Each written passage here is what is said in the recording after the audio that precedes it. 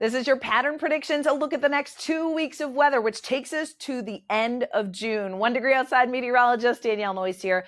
You can get the 14-day forecast right in our free 5-star weather app, but this is the why behind that 14-day. What you may see shift or change a little bit in the coming couple of weeks.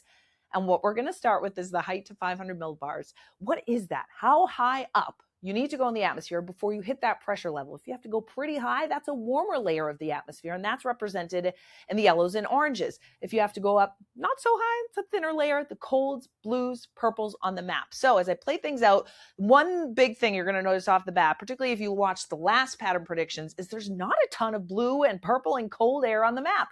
There is a little lobe of it up near central Canada and James Bay that comes down at times from portions of the northern plains to the Midwest and stretching to here in New England. We're kind of on the cusp of it from time to time, but there's a lot of warmth across the country.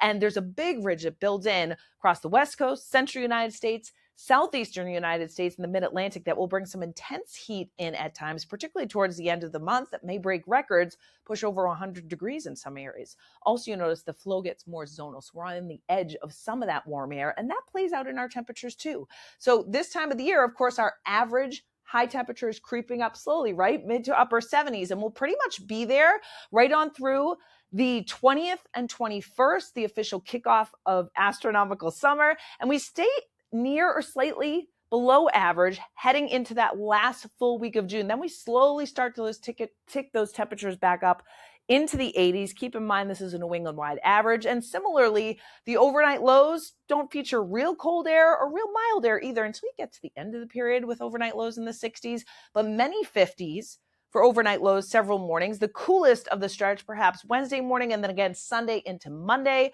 with widespread 50s. You have to figure north and New England will be cooler than that, so some 40s on the map on some of those mornings as well. The jet stream, of course, steers our storms. And as I play things through the upcoming weekend and into the start of next week, there are several fast-moving disturbances that come by that will help to focus some showers and thunderstorms at times, but very progressive systems that kind of keep on moving, don't stall out. And then you notice this ridge kind of builds in, putting us on the warmer side of that.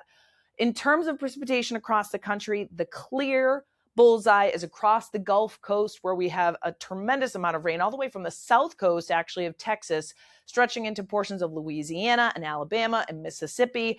And then in the Midwest as well, we've got a little bullseye that extends all the way into northern New England. Actually, fairly good agreement that about 2 to 4 inches of rain over this 2-week period that will fall.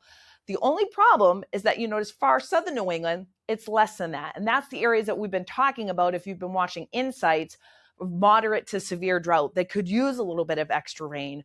And it may end up being an above average rainfall in northern New England and a below average rain where we could use it most in portions of southern New England, depending on where those thunderstorms set up. You also notice the percent chance of precipitation.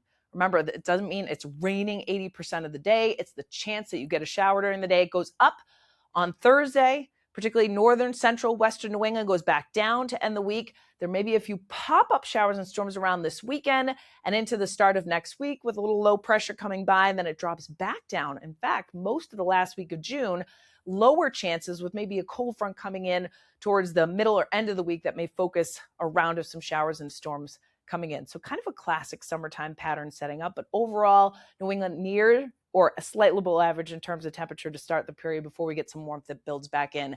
Maybe you're watching this video right now on our 24/7 streaming network. You can watch literally anytime, anywhere at onedegreeoutside.live, tapping at the home screen of our app and on your smart TV. The YouTube app, search 1 Degree Outside Network. Thanks so much for watching. We hope you enjoyed this 1 Degree Outside video. Get exclusive content, support the mission at membership.onedegreeoutside.com. And don't forget, free and 5 stars on the App Store and Google Play. Search the number 1 Degree Outside weather.